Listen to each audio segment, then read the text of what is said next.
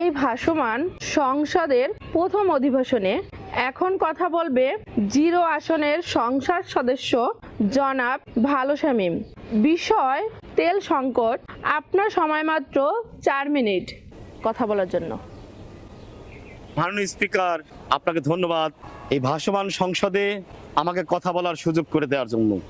মাননীয় স্পিকার, আজ আমি এই ভাসমান সংসদে কোনো বক্তৃতা দিতে আসিনি।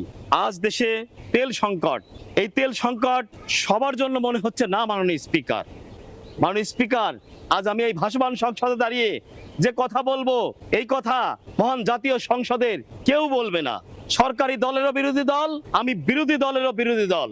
মাননীয় স্পিকার, আজ তেল সংকটের কারণে দোকান বন্ধ, গরিবের ঘর অন্ধকার। ঠিক আছে মাননীয় স্পিকার, আমরা সবাই মিলে অন্ধকারে থাকবো, কিন্তু মাননীয় স্পিকার, আসল সত্য কি তাই?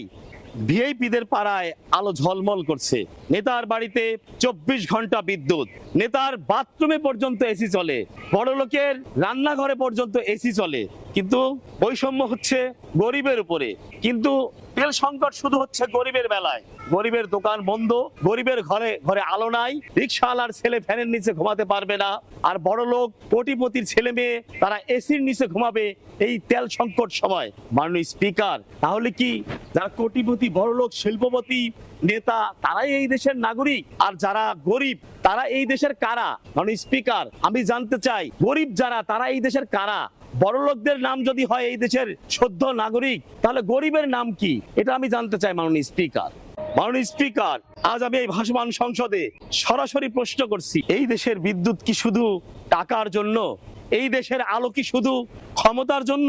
মাননীয় স্পিকার, আমাদের দেশের এই বৈষম্য কে তৈরি করছে? কারা তৈরি করে গেছে? কারা তৈরি করছে? আমি জানতে চাই মাননীয় স্পিকার। আসলে মাননীয় স্পিকার, গরিব অন্ধকারে থাকবে আর ধনী আলোতে থাকবে, এটাই তো আমাদের দেশের গতানুগতিক রীতি। কিন্তু মাননীয় স্পিকার, মাননীয় সদস্য, আপনার সময় শেষ। মাননীয় স্পিকার, আর মাত্র 1 মিনিট আমাকে সময় দেওয়া হোক, আর মাত্র 1 মিনিট সময় দেওয়া হোক। আপনার কাছে আমি অনুরোধ করছি, মাত্র 1 মিনিট সময় দেওয়া হোক। ঠিক আছে, বলুন। স্পিকার, আজ অতি দুঃখের সাথে, অতি কষ্টের সাথে এই ভাসমান সংসদে 0 আসন থেকে আমাকে দাঁড়াতে হয়েছে, কারণ এই সত্য কথাগুলো, এই অপ্রিয় সত্য কথাগুলো মহান সংসদে উত্থাপিত হয় না, হয়তোবা কোনোদিন উত্থাপিত হবে না।